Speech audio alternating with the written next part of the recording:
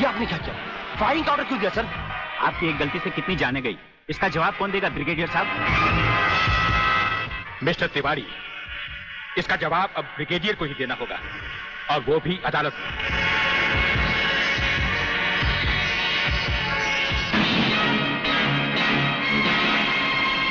Your honour, शहीद स्मारक पर हुए गोलीकांड के जिम्मेदार ब्रिगेडियर सूर्यदेव सिंह ही हैं।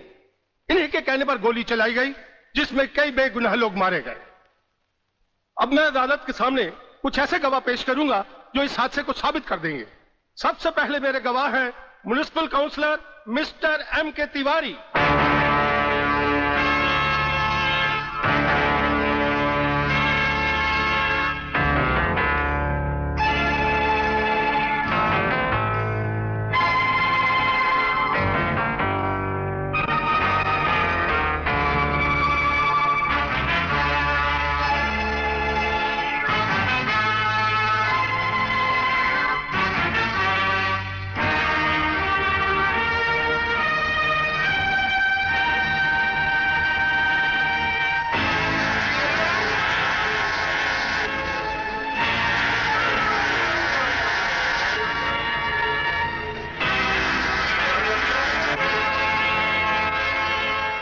योर ऑनर, अब हमारा आखिरी एक ऐसा चश्मदीद गवाह है जिसकी सच्चाई पर कोई शक नहीं कर सकता, और वो है इंस्पेक्टर शिवाजीराव वागले।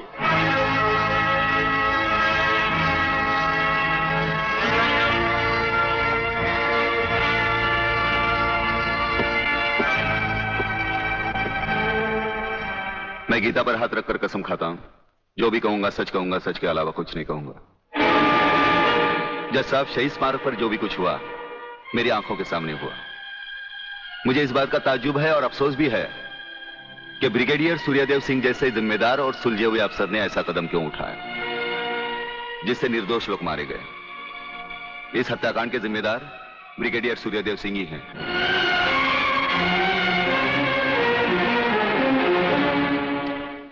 ब्रिगेडियर सूर्यदेव सिंह, अदालत ने आपके खिलाफ सारे बयान सुने। आप अपनी सफाई में कुछ कहना चाहेंगे या आपका कोई वकील है? हम अपनी डिफेंस खुद करेंगे, सिर्फ आपकी इजाजत चाहिए। इजाजत है? आप गीता पर हाथ रखकर कसम खाइए, जो भी कहेंगे सच कहेंगे, सच के सिवा कुछ नहीं कहेंगे। जज साहब, क्या अदालत को यकीन है कि गीता और कुरान या बाइबल जैसे पवित्र ग्रंथों पर हाथ रखकर जो गवाहियां दी जाती हैं वो सच होती हैं? अगर इन कस्मों के बावजूद भी गवाह सच नहीं बोलता तो फिर अदालत में इन पवित्र ग्रंथों का अपमान किस लिए जज साहब?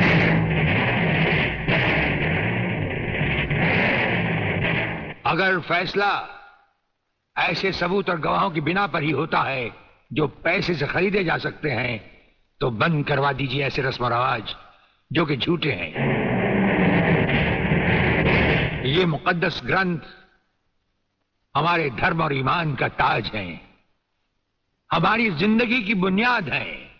हम ये कसम खाएं भी तो कैसे खाएं? यह अदालत आपकी दलीलों की कदर करती है ब्रिगेडियर साहब, लेकिन यह अदालत की बरसों पुरानी रस्म है जो मैं नहीं बदल सकता। तो फिर हम भी अपने जमीर के खिलाफ नहीं जा सकते, चाहे वो अदालत हो या जंग का मैदान। आप अपना फैसला सुनाकर अदालत की रस्म को पूरा कीजिए। तमाम सबूत और गवाहों के बयानात को मद्देनजर रखते हुए यह अदालत इस नतीजे पर पहुंची है कि शहीद स्मारक पर बेगुनाहों पर पुलिस ने गोली ब्रिगेडियर सूर्यदेव सिंह के कहने पर चलाई। इसलिए यह अदालत ब्रिगेडियर सूर्यदेव सिंह को 1 साल कैद की सजा सुनाती है।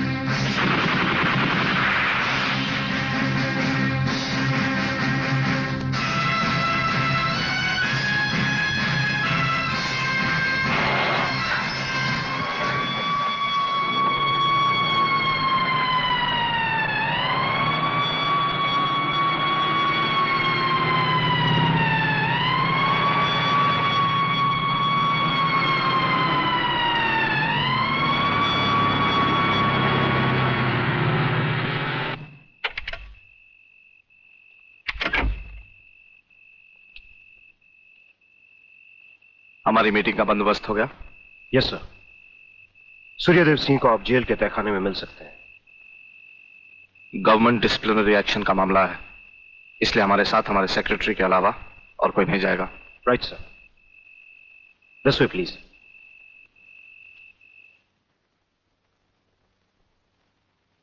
आप इधर उधर देखने की तकलीफ मत उठाइए मंत्री साहब, हम देख भी चुके हैं और सुन भी चुके हैं। यहाँ दीवारें तो हैं लेकिन इनके कान नहीं। आपका वागले से अलग हो जाना, वागले का भरी अदालत में आपके खिलाफ बयान देना, आपका गिरफ्तार होना भाई ये सब मेरी समझ में पूरी तरह से नहीं आया। इसलिए तो आपको हमने याद किया है। और जब कभी जरूरी समझा जाता है तो इंस्पेक्टर वागले इसी तरह भेस बदल कर हमसे मिलने यहाँ आते रहते हैं।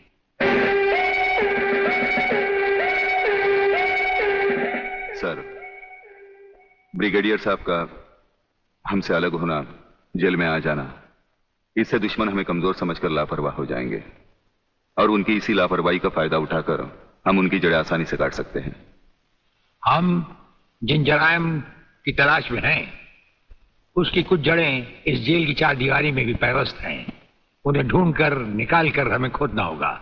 और मंत्री साहब, आपसे खास बात ये कहना थी कि हमारी गैर हाजिरी में इंस्पेक्टर वागले आपसे हॉटलाइन पर बातचीत किया करेंगे। ये जब कभी भी आपसे कहें, आप हमारे लिए रिहाई के ऑर्डर भिजवा दीजिएगा। ठीक है, आप जब चाहेंगे आपकी रिहाई के ऑर्डर्स भिजवा दिए जाएंगे। नमस्कार।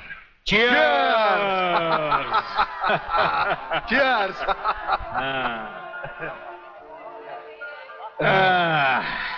नया साल बहुत बहुत मुबारक हो प्रलयनाथ। नया साल तुम्हें मुबारक और सूर्यदेव सिंह का जेल जाना मुझे मुबारक।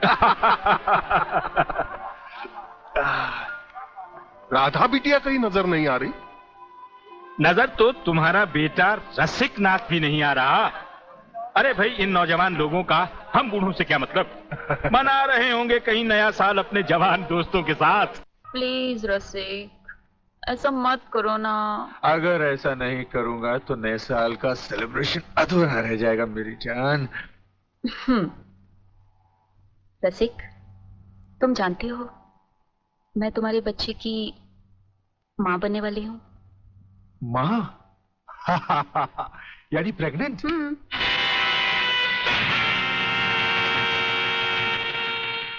अनीता, तुम?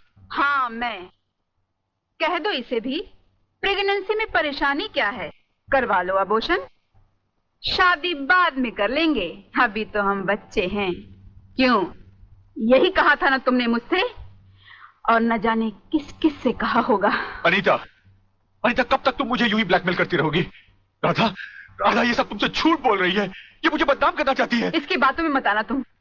मैं भी तुम्हारी तरह इसकी भोली भाली बातों में आकर इसके बच्चे की माँ बनने वाली हूँ। मेरे बच्चे की माँ? अरे ना जाने किस किस का पाप अपने पेट में पालकर तू मुझे उसका पाप बना रही है। रसिकनाथ, जिसका पाप मेरे पेट में है, उसे पापी का अंत करने आई हूँ।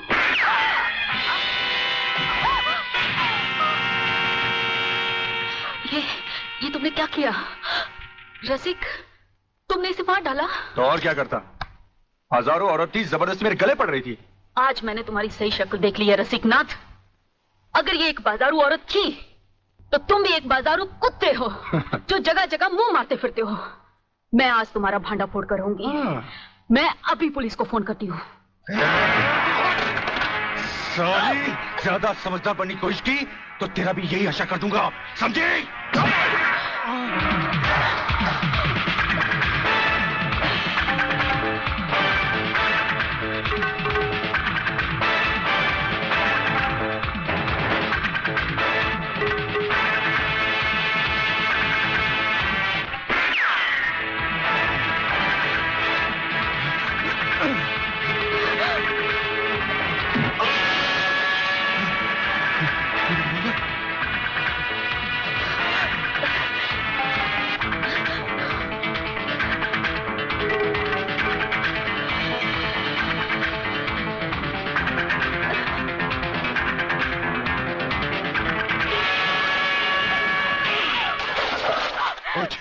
पुलिस को बताएगी, पुलिस को बताएगी। जिंदा रहेगी तो पुलिस को बताएगी ना। न रहे बांस न बजेगी बांसुरी। मैं तुझे खत्म कर दूंगा कमीनी।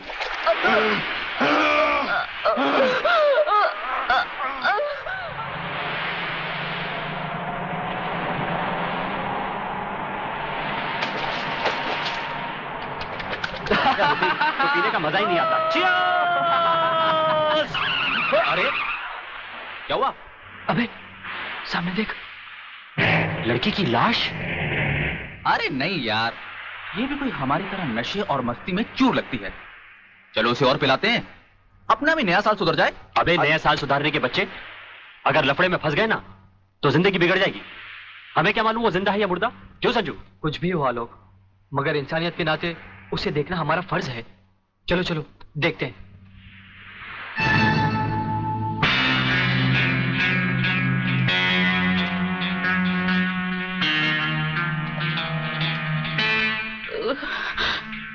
मुझे मत मारो प्लीज।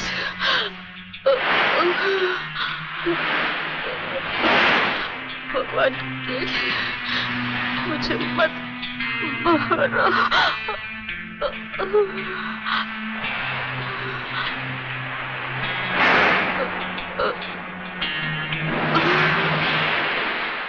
अरे ये तो फिर से बेहोश हो गई। लगता है किसी ने इसे बहुत मारा है।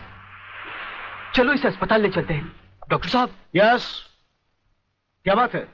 डॉक्टर साहब, ये लड़की बहुत सीरियस है, आप बचा लीजिए प्लीज। लड़की? कहाँ है लड़की?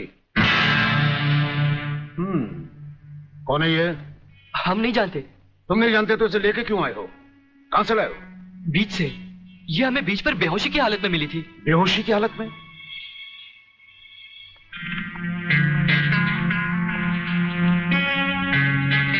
इसकी हालत तुम लोगों ने इसके साथ 31st नाइट बना के तो नहीं की है ना? हम लोगों ने?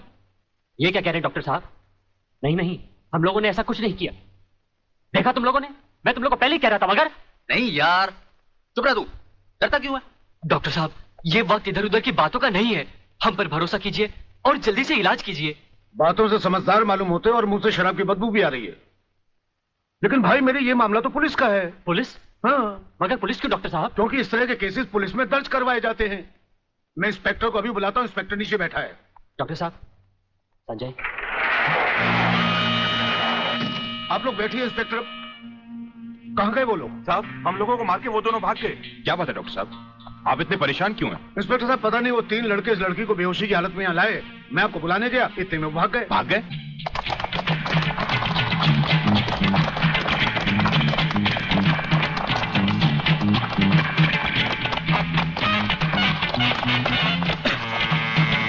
अरे जल्दी कर।